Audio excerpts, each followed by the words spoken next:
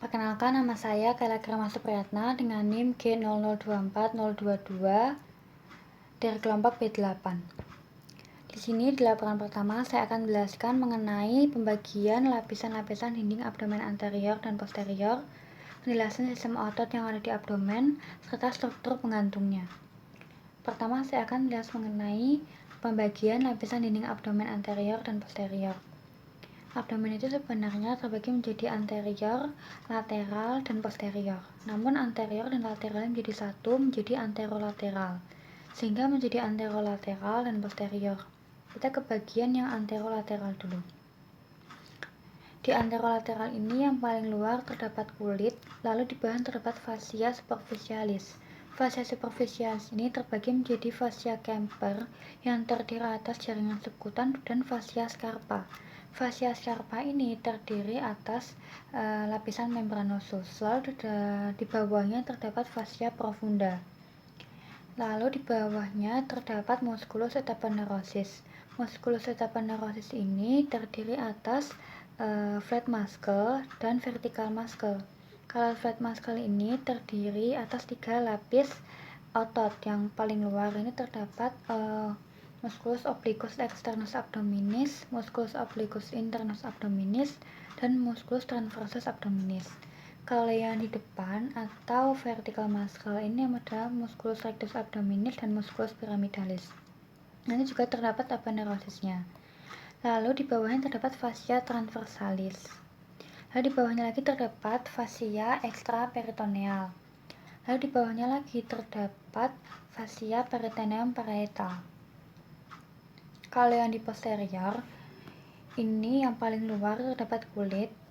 Di bawahnya terdapat fascia superficialis yang terbagi menjadi fascia Kemper dan fascia scarpa. Lalu di bawahnya terdapat musculus etapenerosisnya. Nah, muskulusnya itu terdiri atas 4 lapis ya. Nah, lapis pertama itu terdiri atas latissimus dorsi, yang dimana latissimus dorsi ini kan termasuk salah satu otot yang paling luas. Terus lapisan kedua, ketiga, dan keempatnya ini mempunyai isi yang sama, yaitu multifidus, interspinalis, dan obliquus internus abdominis.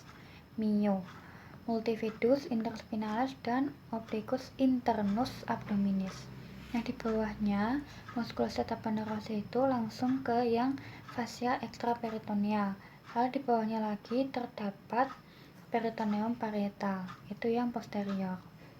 Terus yang B, saya akan menjelaskan mengenai sistem otot abdomen. Sistem otot abdomen itu kan terbagi menjadi anterolateral dan ada yang di posterior itu. Nah, tadi udah dibahas sedikit, kita bahas yang anterolateral dulu. Anterolateral tadi kan udah dibahas terbagi menjadi vertical muscle dan flat muscle. Kita yang vertical muscle dulu. Nah, di sini terlihat adanya musculus seperti ini. Nah, musculus ini terlihat musculus rectus abdominis. Jadi dia itu yang membuat bentuk six pack di perut gitu. Terus di bawahnya ini terdapat musculus pyramidalis yang kecil ini. Nah, musculus pyramidalis ini itu jarang ditemukan pada manusia gitu, hanya tertentu saja. Nah, musculus rectus abdominis ini terbagi oleh beberapa aponeurosis atau tendon gitu. Nah, pertama yang membaginya menjadi horizontal ini adalah intersectionis tendinae.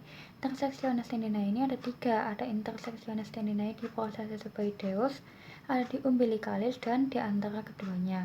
Terus kalau yang membagi menjadi vertikal, menjadi kanan kiri, dextra sinistra ini adalah linea alba. Lalu di sini terdapat linea arcuata. Linea arcuata ini adalah linea terkuat gitu. Linea arcuata ada terdapat falx inguinal. Terus kita ke yang musculus flat ya. Nah, musculus flat itu terdiri atas 3, tadi kan ada obliquus externus paling luar. Obliquus externus itu inferomedial, jadi dia itu arahnya ke bawah kayak huruf V. Terus dia kalau obliquus externus itu kalau semakin ke inferior dia akan membentuk ligamentum inguinal. Ligamentum inguinal dari sias sampai tuberculum pubicum. Terus di bawahnya terdapat musculus obliquus internus, dia itu inferomedial, berarti bentuknya kayak A gitu. Terus di bawahnya lagi terdapat keempat musculus transversus abdominis, dia transversal gitu ya. Terus kita ke posterior. Posterior tadi kan muskulusnya terbagi menjadi lapisan 1, 2, 3, dan 4. Lapisan pertama terdiri atas latissimus dorsi, ini latissimus dorsi. Lapisan kedua, ketiga, empatnya mempunyai lapisan yang sama yaitu mio. Multifidus, interspinalis, dan obliquus internus abdominis. Nah, kalau yang tadi kan ada linea aquata, linea yang kuat tadi kan. Linea aquata itu memisahkan aponeurosis yang di atas linea aquata dan aponeurosis yang di bawah linea aquata. Kalau di atas linea aquata itu aponeurosisnya itu ada yang ke depan rectus abdominis, ada yang ke belakang rectus abdominis. Terus dia akan menjadi satu di sini di linea alba. Terus kalau yang di bawah linea aquata itu hanya ada yang di depan aja, jadi di belakangnya itu langsung ke fascia transversalis gitu. Nah, di sini ada latissimus dorsi, terus ada multifidus, terus sama ada internus abdominis. Terus di sini yang flat muscle, dan di sini ada yang vertical muscle. Terus vertical muscle ini di sini aponeurosisnya ini disebut vagina musculi recti. Terus yang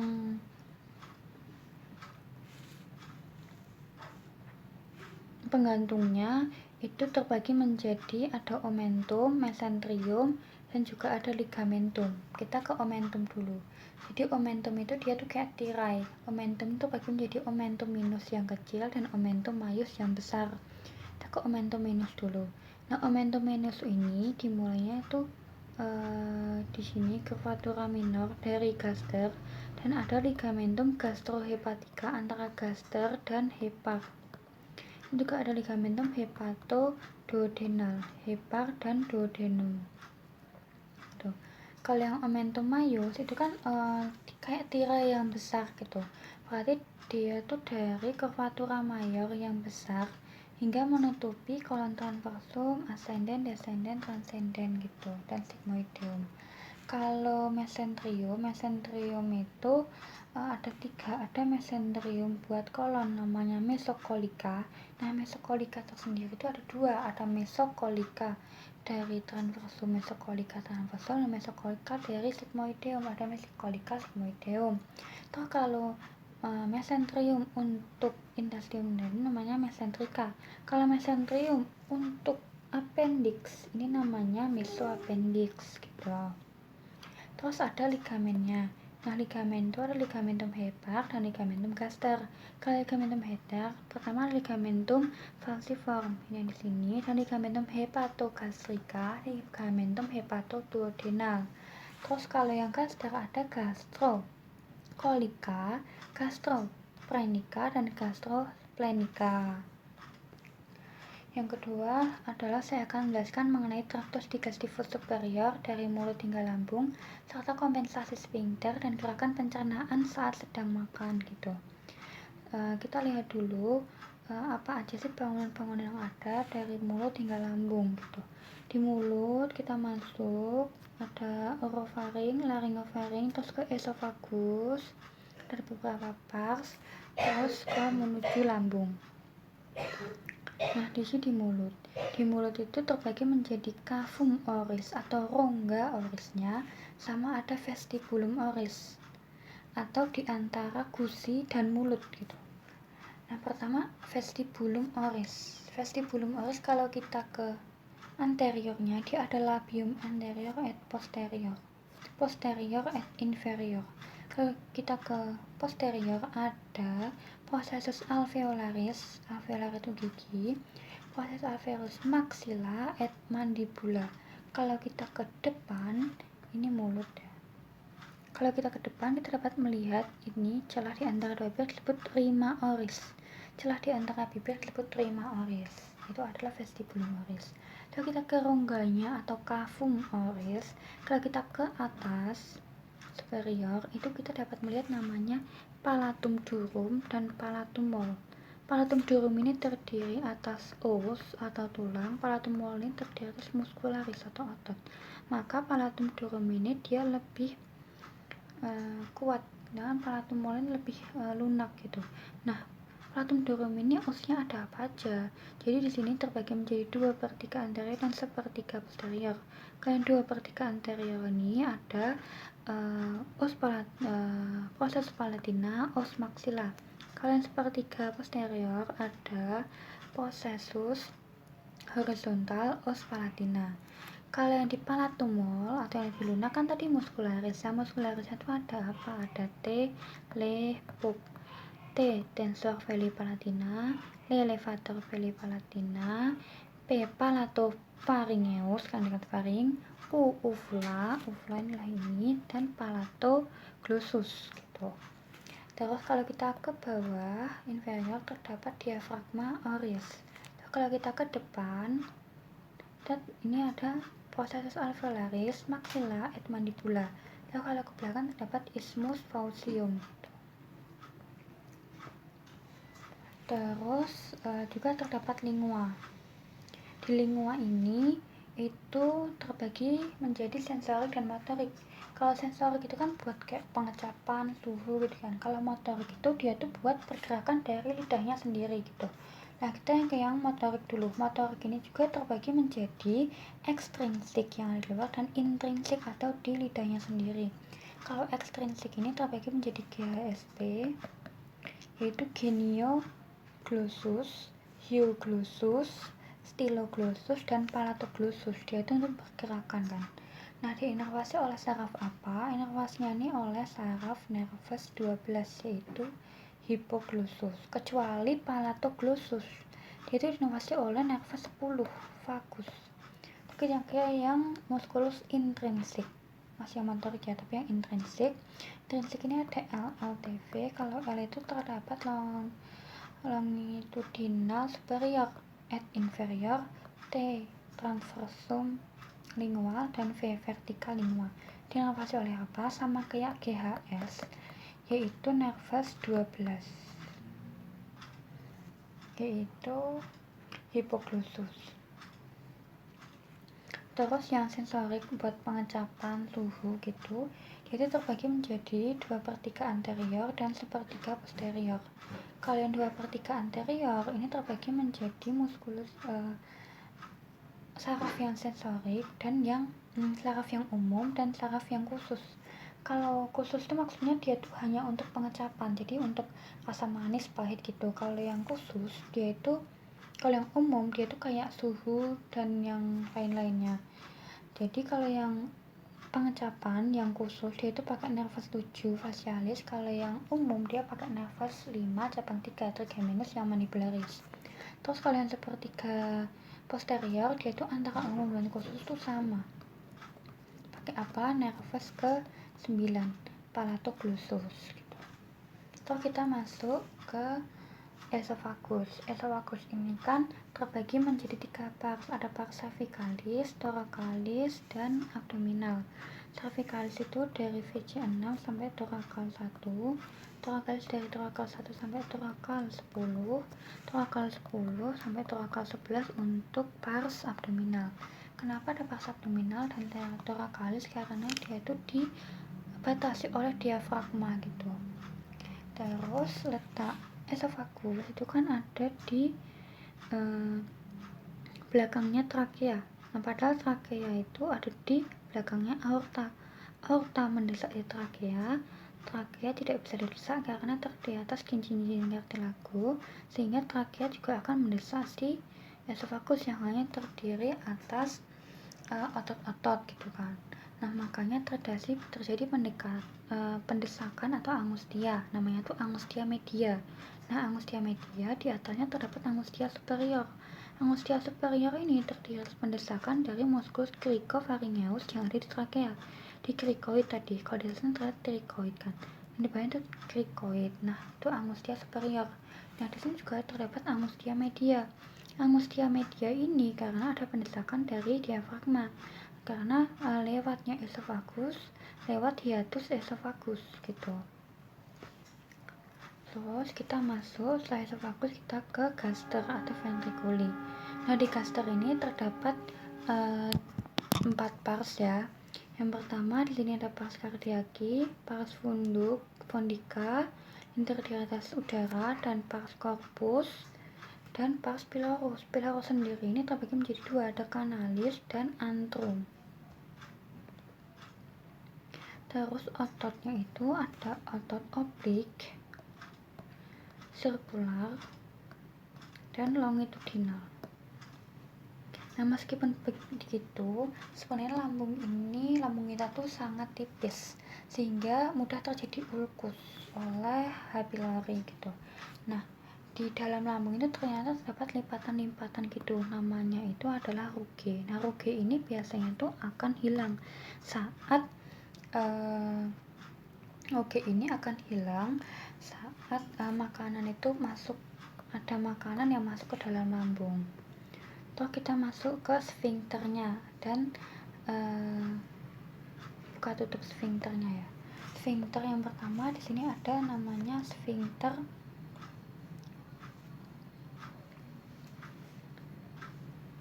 upper esophageal sphincter. Upper esophageal sphincter. Jadi kan ini ya. Kan esofagus ada di sini. Dan di sini terdapat trakea. Trakea di atas krikoid dan trikoid kan. Dan cincin cartilago. Dan di sini terdapat epiglotis. Nah, biasanya saat kita tidak makan, esofagus tuh emang kecil gitu. Karena nggak dipakai kan. Terus saat kita makan, epiglotis tuh akan kesini, akan turun dan akan membuka kayak akan membuka gitu. Sehingga sphincter ini juga berguna gitu. Setelahnya di bawah itu terdapat lower esophageal sphincter. Lower esophageal sphincter ini jika lemah akan terjadi penyakit patologis kayak GERD gitu, sehingga asam lambung sini itu akan masuk ke esofagus. Tuh kalau di bawah itu terdapat sphincter pylori. Agar menjaga dari makanan di lambung yang sudah menjadi bubur atau kimus masuk ke duodenum itu secara berkala gitu. Nah, ini ada gambaran dari sphincter pylori, emang kecil ya. Terus laporan ketiga itu saya akan jelaskan mengenai perbedaan jejunum dan ileum, bangunan di kolon, serta struktur anatomi yang berhubungan dengan pengeluaran feses. Tadi jejunum itu kan, jadi setelah duodenum itu ada jejunum. Setelah jejunum itu ada ileum. Setelah ileum ada kolon. Kolon terbagi menjadi pars-parsnya, lalu rektum dan anus gitu. Pertama, apa sih bedanya antara jejunum dan ileum? Jejunum dia itu lebih tebal daripada ileum. Kalau di jejunum itu dia itu terdapat plika circularis. Ya, plika itu bentuknya kayak gini. Tapi kalau ileum dia itu malah lebih banyak limfoid, plakopayer-nya. Dia fungsinya untuk imunitas, plakopayer. Terus kalau di jejunum dia itu lihat nih, dia itu arkix atau tingkatannya itu, tingkatan darahnya tuh cuma 1 atau 2 tingkat aja. Ini 1, 2, 1, 2, 1, 2 gitu. Makanya fasa rektanya itu panjang tuh, panjang kan. Sedangkan kalau di ileum dia tuh fasa rektanya tuh apa ya, banyak gitu loh, bertingkat-tingkat, 1, 2, 3, 4. Makanya dia tuh fasa rektanya tuh lebih pendek gitu. Terus kita ke kolon. Kolon itu kan tadi ileum, terus ke kolon, namanya adalah, kalau sfinkternya adalah sfinkter atau valvula ileocecal. Kalau lubang namanya orificium ileocecal. Tuh, terus di bawah ada sekum.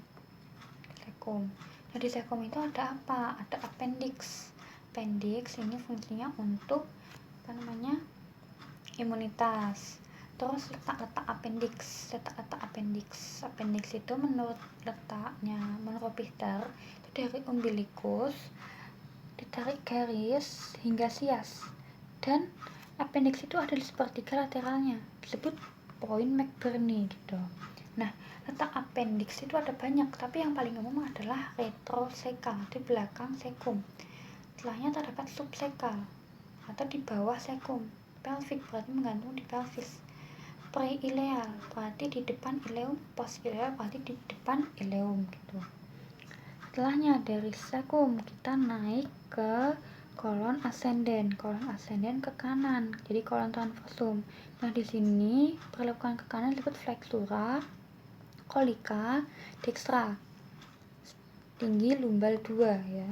Terus transversum naik ke bawah kolon descendens, di sini dapat flexura colica sinistra setinggi lumbal 1. Kenapa nggak sama? Karena kan di sini ada hepar lebih besar dari yang di sini. Di sini ada lien. Nah, maka yang di sini tuh bisa lebih naik gitu. Yang di sini lebih ke bawah. Maka di sini juga disebut juga flexura hepatica. Yang di sini disebut juga flexura lenalis gitu. Terus tadi turun ke kolon descendens, terus ke sigmoid. Di sini ada flexura sigmoidea. Sigmoid agak ke belakang terus ke rectum gitu. Terus kita ke bagian-bagiannya. Di sini yang menonjol ini disebut haustra. Tapi yang membaginya ini disebut incisura gitu. Kalau di dalamnya ini ada namanya plica semilunar. Terus ini kan ada kayak garis-garis gitu kan. Nah, itu ternyata dari muskulusnya, kan muskulus tadi atas 2, sirkular dan longitudinal. Nah, ini yang longitudinal. Kalau sirkular itu yang plica semilunar tadi. Bulat-bulat lah, longitudinal itu yang panjang-panjang itu. Dan longitudinal ini membentuk taenia coli. Nah, taenia coli itu ada 3. Yang pertama ada taenia libera. Taenia libera itu berarti dia tidak dilekati oleh apapun. Terus terdapat taenia aumentalis, dilekati oleh omentum. Omentum itu dari mana? Ada dari ventral. Terus dia ke lateral gitu. Terus terdapat taenia mesocolica, mesenterium. Ada di mana? Ada di dorsal dan di medial gitu. Terus di sini terdapat epiploica appendices epiploica. Ini paling banyak ada di kolon transversum. Ini kayak tetes-tetes lemak gitu. Terus di sini kolon ini termasuk intraperitoneum dan retroperitoneum ya. Kalau intraperitoneum berarti kan dilekati oleh fascia parietal dan fascia visceral kan. Nah, yang peritoneum itu apa aja sih? Yang intraperitoneum itu apa aja sih? Intraperitoneum tuh si transversum, sigmoid, sama si rectum gitu. Berarti yang di sini, yang lurus-lurus ini dia intraperitoneal. Berarti hanya dilekati oleh fascia peritoneum parietal gitu. Terus rectum itu kan dia letaknya di belakang ya. Jadi kalau di wanita paling depan itu adalah bladder atau kandung kemih buat urin gitu kan. Terus di sini ada vagina, menstruasi, terus melahirkan. Terus paling belakang itu rectum. Di pria juga gitu, paling belakang rectum, paling depan itu untuk urin gitu. Terus di rectum ini terdapat muskulus. Kita ke muskulus dulu. Ada muskulus yang skelet sama polos. Jadi rectum itu kan perbatasan dengan eksternal dan internal. Jadi kalau yang skelet itu untuk eksternal, dan polos itu untuk internal. Eksternal itu ada apa? Ada muskulus extensor ani eksternal, ani externus. Terus terdapat puboricta. Kalau yang polos terdapat ani internus sama corrugator ani, itu yang urut polos. Terus di sini kita lihat ada yang kayak garis. Ini adalah namanya linea actoneus, linea anocutaneus. Linea actoneus ini memisahkan antara eksternal dan internal. Eksternal yang sering terjadi hemoroid atau benjolan ambeien, dan internal yang terjadi ambeien. Nah, ini yang putih ini disebut zona alba. Zona alba. Yang kayak gerigi ini adalah linea pectinate atau tenata gitu. Terus ini juga terdapat lapisan disebut lapisan Morgagni gitu. Mungkin sekian dari saya. Wassalamualaikum warahmatullahi wabarakatuh.